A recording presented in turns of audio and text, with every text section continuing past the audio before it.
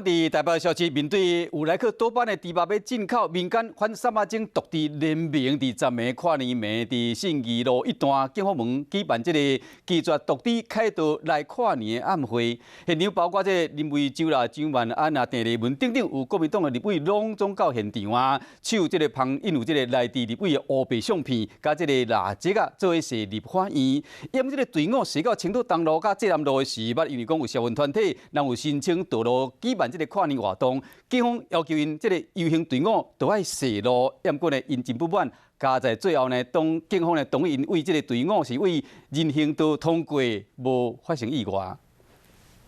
手旁内地立委黑白是相片，民间反对正肉精独治联名，招民众行伫咧街仔路。队伍内底嘛发现真侪国民党立委有总调林维洲、蒋万安、郑丽文，拢挂嘴暗出现伫咧现场。在今天行政院开记者会，突然宣布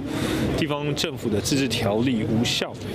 那中央政府这样做，其实没有办法让人民所接受。游行队伍为信义路警方门边开始爱设林欢迎3连，本来应该是和平恬静的游行，煞行到青岛东路和济南路时阵，因为头前有社运申请路权，警察要求游行队伍爱设路，不过目煞因为安尼弯起来。我们没有要停留，我们只是路过，我们就是路过，直接走过去就好了。我们是静默游行，走了1个礼拜了。经过协调，警察同意让队伍为人行道经过。